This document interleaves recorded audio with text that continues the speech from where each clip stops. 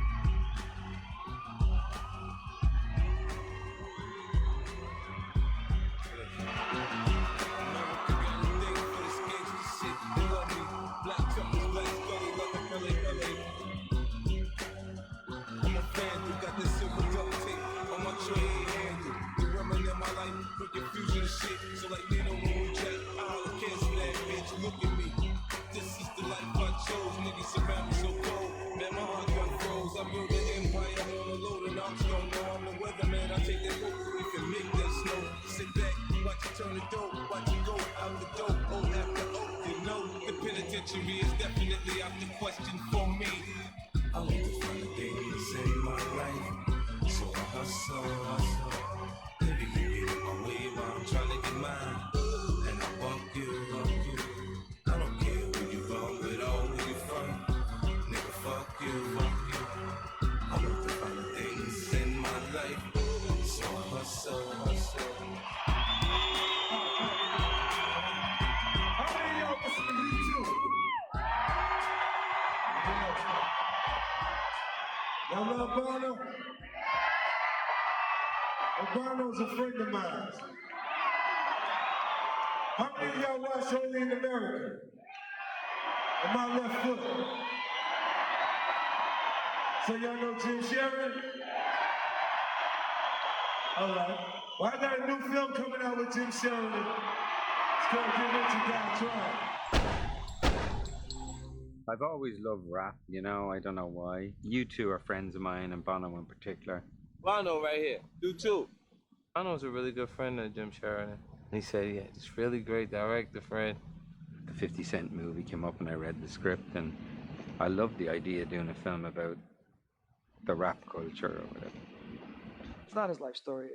There are parts of it that are experiences that he's had. The character who is Bam is now in prison, isn't he? Yeah. Where is he in prison?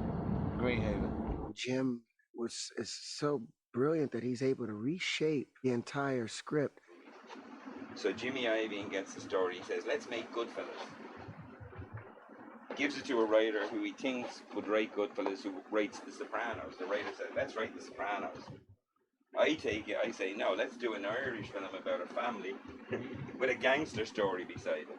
So I'm doing a story, which is like an Irish story, where there's an emerging black family of trust, of respect, where his child respects him, where he respects the wife, where it's a little fucking unit of respect, and they're not looking for respect outside that unit.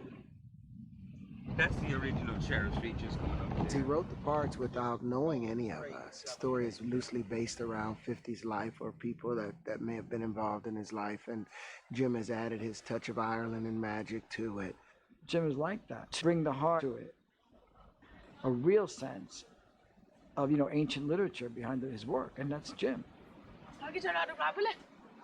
Could be a story about the family or lack of it, or the parts that are missing in it. See this chimney? My father tried to pull that back onto the roof and it fell down on a load of kids. I think he's the best there is right now at telling that type of story. Hero stories that kids look to now are stories like 50s, and so it's a good story. That's what America's like now. We're going fishing next week. No, will you take a picture of me? Will you know when you play? Yeah, come on. Got a picture on the board.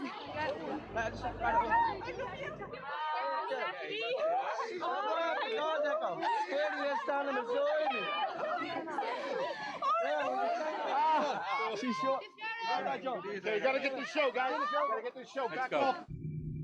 I don't know why I was expecting my father to rescue me.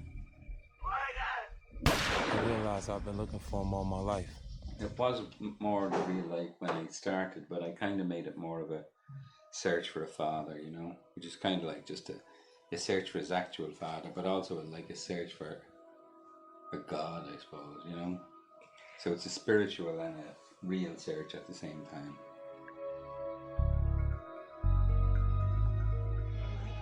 That's where me and the character kind of go in different directions. According to 50, he wasn't, and he never cared, but I think it's there in him.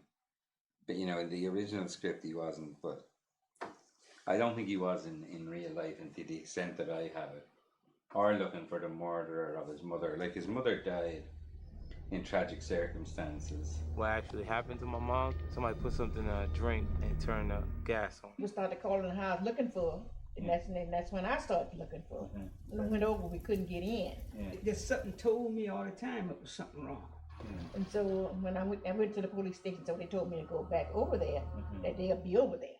After my mom's passed, I had to go stay with my grandparents in a town where sneakers cost $10. And she did as much as she could do for me to keep me in a great space, but still didn't seem like it was where I should be at. For the kids that had just their mother and fathers in the house, they had a lot more. What I did was, I went to the people that appeared to have it with no problem.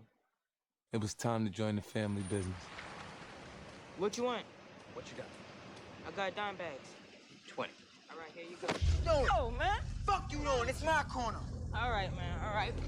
The evolution of a kid who thinks he's no alternative but to go and stand on the corner and be an entrepreneur, you know, and that in a way is the only way out of the culture. You know, it's almost like taking the poison, which is this drug, which is actually cocaine. And when it's cocaine, it's like a white man's drug, and when it's crack, it's a black drug. And it's taking the poison of that, how that poisoned the whole generation. This bitch will take your soul. When you don't use any drugs or anything, like I don't, you know, in real life. So that was perfect for them to add that to the film. This here's our employee of the month. Yeah, he a worker bee. Mr. Cahill, you're like a god to me. I am a god's son. God, Buddha, Allah, all them motherfuckers rolled up into one big nigga.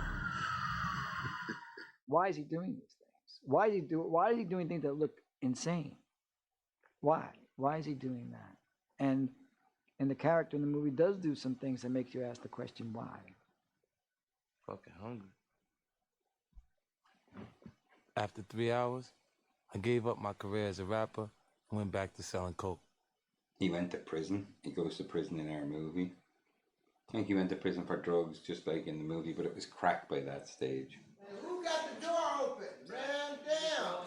The draft. And this is how much I trusted this man. I've never even taken my shirt off in a movie, but we're trying to do this scene where we're in the shower. The shower scene, we actually in the prison and he gets involved in the fight. Just 50's putting. It can't be that easy, do you know what I mean, is what I'm saying. It can't be, that's all like a stunt now already. That's fictional, that portion of the film. You know, because people tend to mind their business. Do it again with me, because I'm light and I'm not going to hurt it.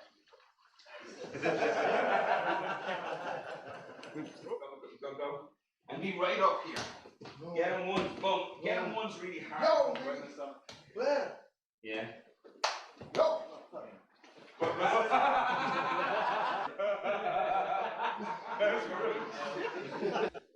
I'm gonna put you on tape in your panties.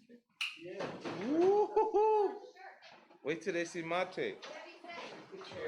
Woo-hoo-hoo. Woo. She going in the shower. I didn't intend on being nude in the film. Now I'm naked in it. Jim Sheridan pretty much talked me into anything. I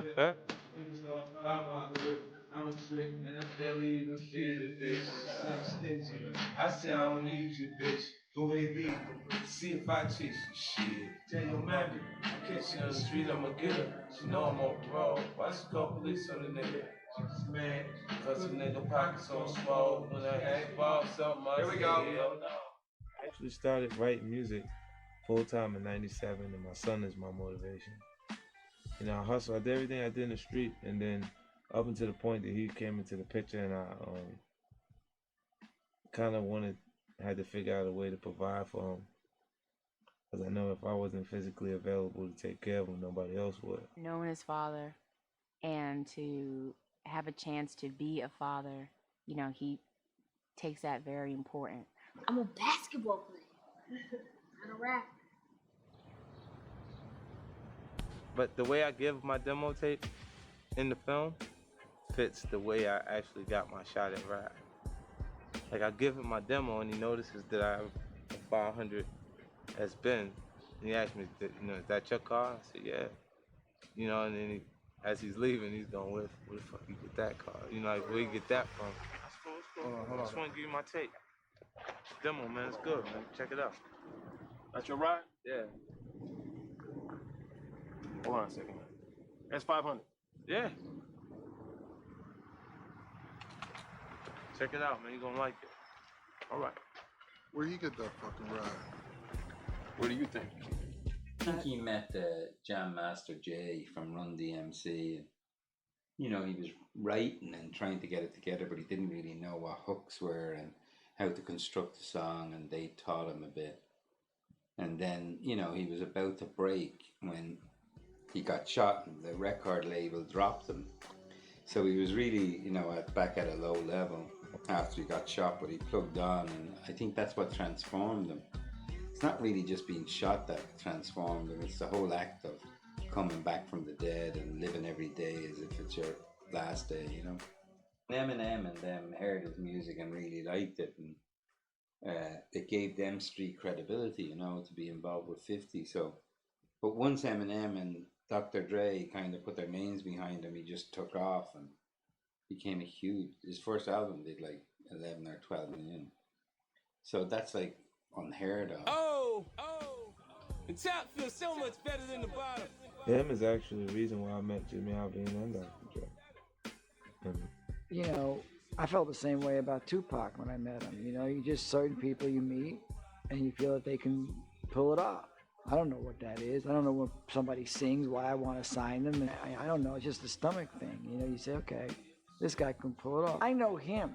I made a deal with him 14 years ago, and all this incredible stuff's happened to us in hip-hop music. Eminem, 50 Cent, Tupac, they all have one guy in common, Dr. Dre. He's the expert, not me. Our job is to protect them so they can make the music they want to make. Give them an environment where they want to make the music they want to make. I don't know how to make a hip-hop record. I wouldn't know where to begin.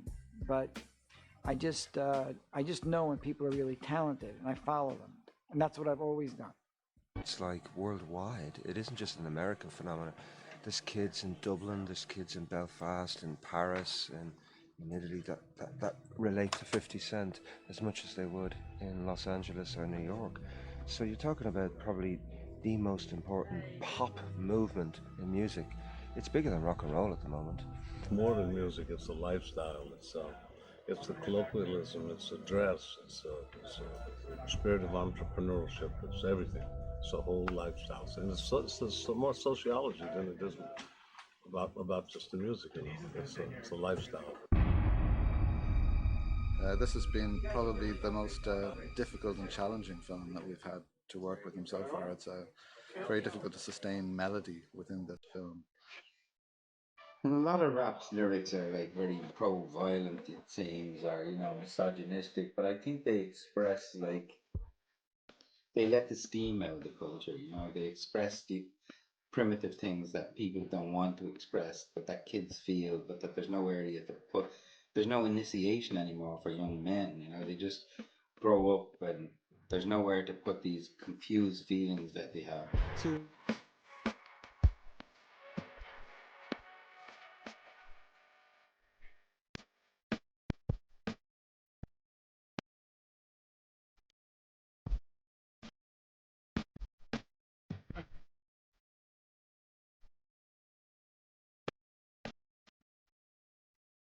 Majestic this song. Okay.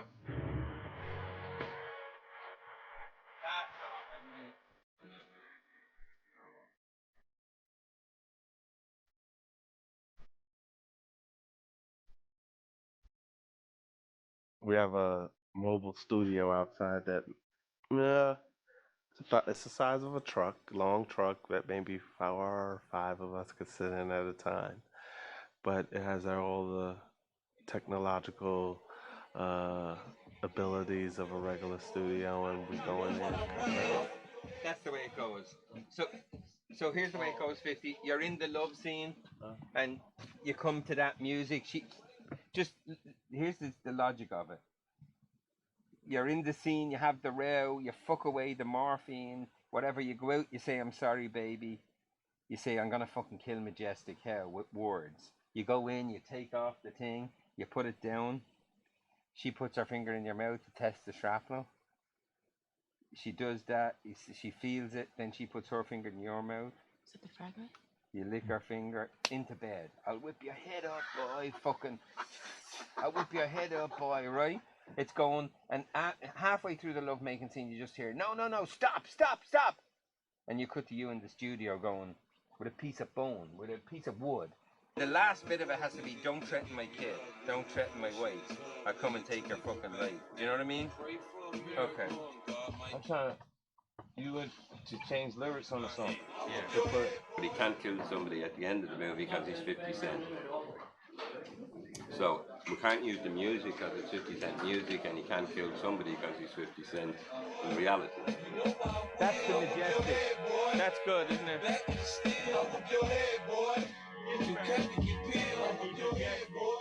Go ahead. This verse can be Majestic. Turn her up. Yeah. No, he ain't gonna like that. Yeah, well, fuck him. Yo, who you talking about now? Hey man, shut up and push the button. Yeah, make that shit right. Two niggas in the front, two niggas in the back. That's 4 niggas riding strap in Grandpa's Cadillac. 50 was shut up. He's lying there with fucking 9 bullets. Can't sit down. Can't lay down. Yeah. And Ja Rule is fucking number 1. Hell yeah. That shit was crazy. Now he can't sell 2 records though. That fucked his life up. Majestic was very dangerous. No, I don't want to get anybody killed, man. And there's this speculation that that character was the guy who got 50 shot. He's in prison now. Because 50 dissed him in a song, I think it's like it is in the movie, you know. Call shots. When I hit you, I'm going to call where I hit you. And when I don't hit you, I'm going to say bang. Shot outside his grandmother's house, but it was in the day. Bang. You know, we have it happening at night. It probably didn't happen after a robbery. He was actually in a car. Bang, leg. The guy who was shooting him thought he had a bulletproof vest. So he was shooting him in the arms and legs and trying to shoot him in the head. And 50 actually had a gun, I think, and was trying to fire back.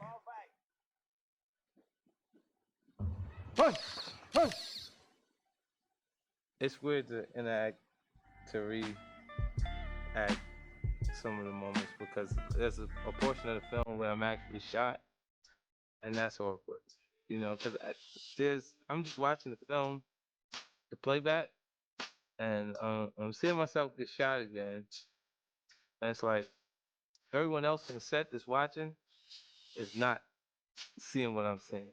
Yeah, but it's slightly different, but all of the things in it come from it. Like in the film, I get out the car, walk around, but in real life, I got shot in the vehicle.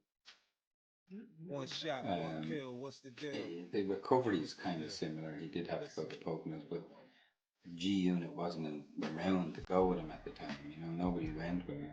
To his head. He's going to move his head like that. One of the doctors. You know what I mean? Just move his head like that. That's you. Wow. Like Elvis.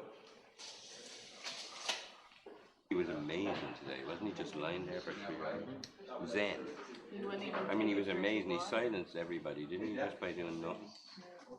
Anybody can walk around and screw face and tough, and that don't make you tough. You look tough, but in actuality, that doesn't make a person tough. It's when you're in a situation and how you deal with the situation that determines your toughness. Hardest working man ever. Yeah. I got, 2 countries I'm not number 1, and as soon as this film is over, I'm going there to find out why I'm not. Jim can turn, in a couple pictures, Jim could turn 50 into an Oscar-winning actor. Just turn it straight, right all the way around into the camera. You know, like swing right round, just. Right there? Yeah. No, no, go back, quick. The gun now and let's see you loading it, yeah? No, it doesn't work that. Just take your hand down, yeah. He'll do a scene 100 times till he gets it right with 50. And I was definitely the one saying, I need an acting coach. You don't need an acting coach. I need an acting coach. Listen, you don't need an acting coach. I'm going to be the acting coach. That's why you're gonna be like, no, all wrong. I would have did it like this. We're making it like it's 3 separate beats, and actually the whole beat is let's go to leave ourselves. Here's what's going to happen. The minute Marcus comes in, we got to get him to trust. We got to get him to trust us. Need to count this? No, you don't need to count it. Yeah? How much you need? Need a full bird. Full bird. Yeah. Full bird. Hmm? Today I feel real good. Thank you. Jim's making me a star. I gotta go to hair and makeup. Gotta take the kid to hair and makeup. Now they changing plans up. They want to bring him over here to get him looking pretty. He a star. He know he a star too. That's the funny thing. Look at him. That's a star's attitude right there. Check him out. It was a challenge for me to work with someone who was a non-actor. And I knew, in this case that 50 had no experience, no training, but he had a presence that's amazing, that's just star quality, I think. Yeah, let him come back here. And make the decision, 50. Now make the decision. Let's go. Slow. Let's go. Whoa. Relax. Take it easy. On screen, first impression is what he is deep down. I think he is a hard, tough survivor. I think that's fundamentally who he is. But I think that he is somebody having survived and been through what he's been through. He's capable of playing with life, being playful, and living each moment as if it's his last. So he's charming to be with. No, they got to match. 2 numbers got to match. Like that, so you won. It's because you had a 4 and he rolled a deuce. Shut up. We're in the hood. Luckily, we have Jim Sheridan to protect us. But the problem is he told me he wasn't going to throw the money. Yeah. And then he threw the fucking money.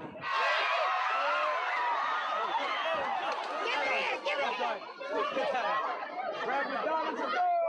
Watch your back. 50 gives away money, real money. 50 gives away real money. Throwing money, he's mad. That drove me mad. He was throwing dollar bills in the Bronx. I said to him, that's going to draw a big crowd. I don't care if you're 50 cents or not. And being 50 cents and throwing dollars, it was like having a lot of bees around the hive, and suddenly they're everywhere. And little kids were on their wheels, and I lost my temper. That's right.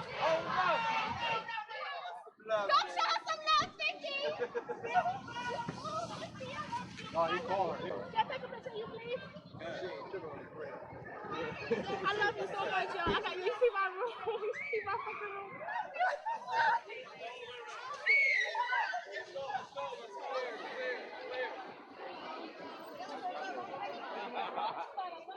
Ready? Going around?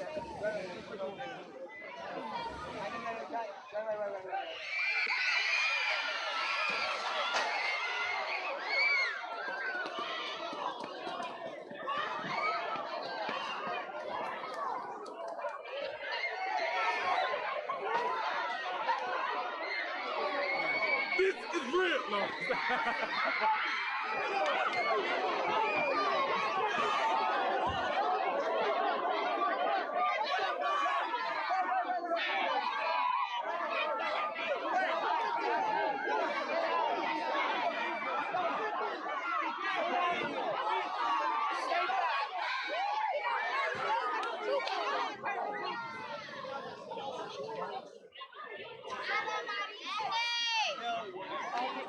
Fuck 50. It's mad. It's a bit crazy. But I was just thinking that I didn't want any of the kids trampled. So I picked up the chocolate. And pick out a couple stacks. Fuck, you told me you didn't fucking for money. I thought he was gonna hit me. And now I know for sure, whatever he was doing in Ireland that he said he didn't do, he did.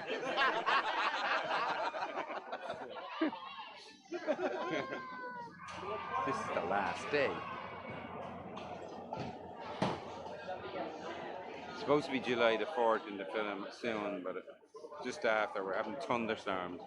I lost my temper, was it yesterday or the day before, with 50 for throwing the money. But I think he was only trying to be nice to all the kids. But he's a kid at heart.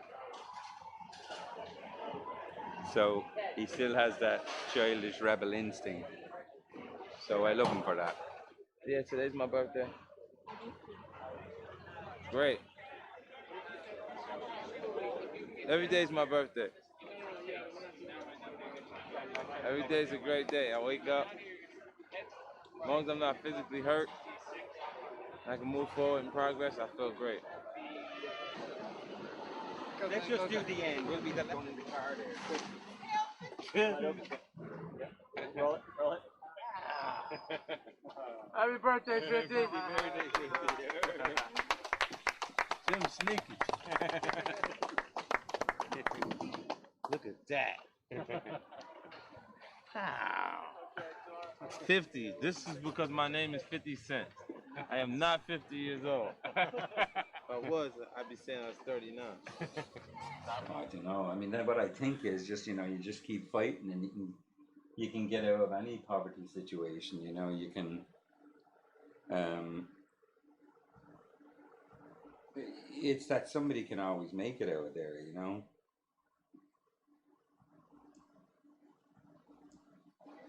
Go like this, walk down the front, that music is playing, the mop.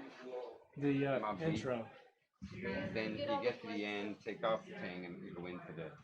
There's value in the lives of people in Sheriff Street in the Bronx because they feel themselves being expressed through 50s, lyrics, and maybe In the Name of the Father and My Left Foot is kind of working class people seeing themselves on film and thinking their lives are not all hopeless,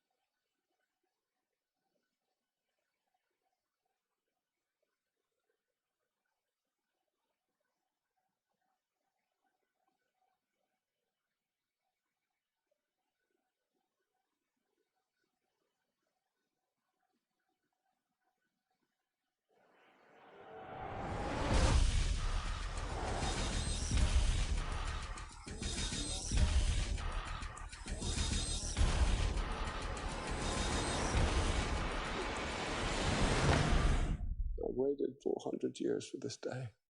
You're needed. We are in the last city on Earth. Some call it the perfect society, but others know better. Government control is total. People disappear as though they never existed. But there are rebels who believe in freedom and who fight in the name of the disappeared. I am one of them.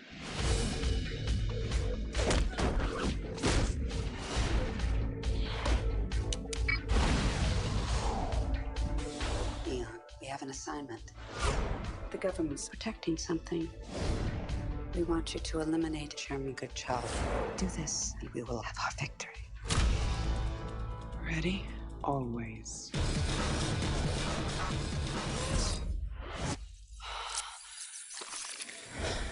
Keep off the grass.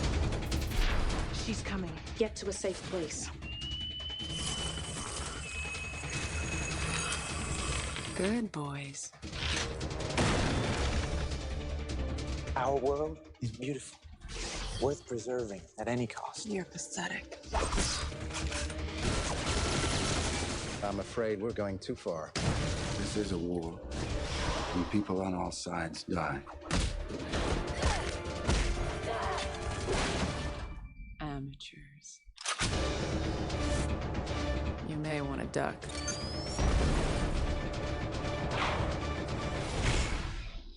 I had a life once. Now all I have is a mission.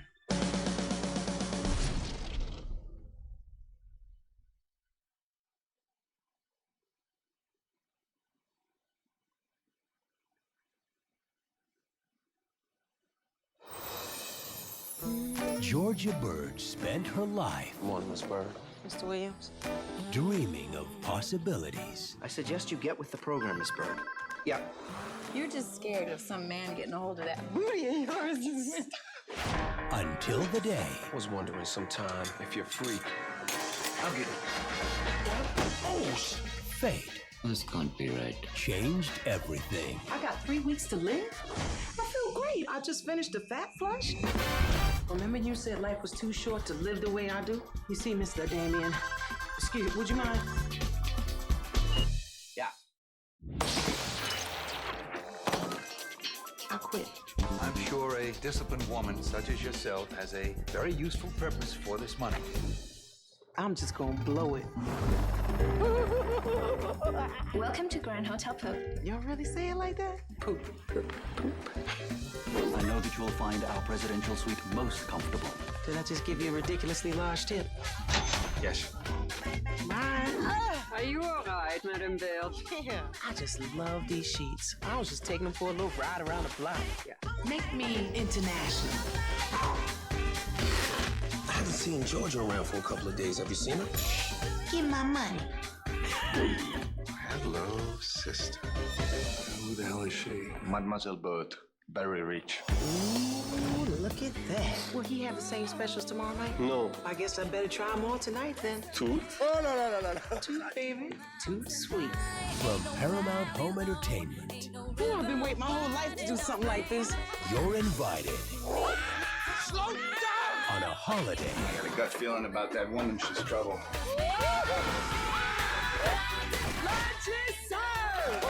Fit for a queen. I'm going base jumping tomorrow, bye.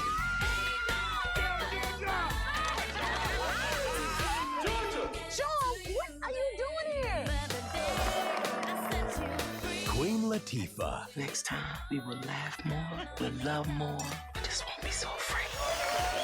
Last holiday. Wait, I gotta use the bathroom.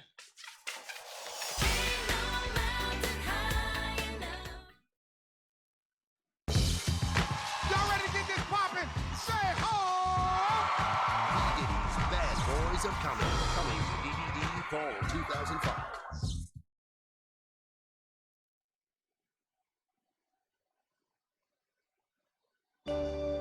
Evelyn Mercer, the greatest mother forge degenerates ever had. What makes a brother? Good to see you. You gonna stick around a little while this time? Thinking about him, It's more than the color of your skin. I'm your Uncle Bobby. You're white. Your grandma, she adopted me and Uncle Jack like she did your daddy. It's the people you call family. She only came across 4 delinquents so far gone, she couldn't find anyone to take them in. So she did. Try one more time. Get him, Jerry. Yeah, get him, Jerry. God forgive you. Because some bonds are stronger than blood. No sins of man will go unpunished. Amen. The brother's gonna work it out. She's the only woman that ever gave a damn. The least we can do is go bang on a few doors. Be careful with my baby.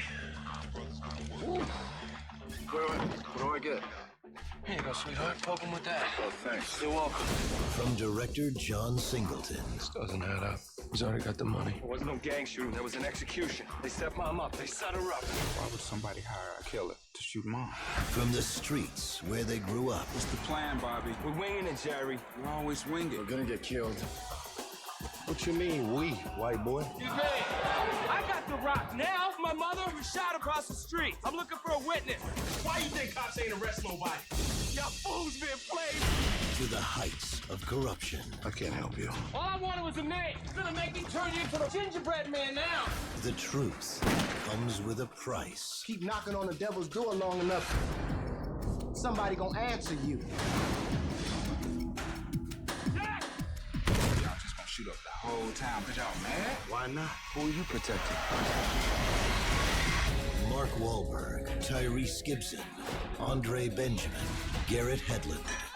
Just want to talk to him. It's my brother. These are my brothers. Paramount Pictures presents We still family, right? We're a real family. 4 brothers. I just wanted to talk. Let's go talk to him now.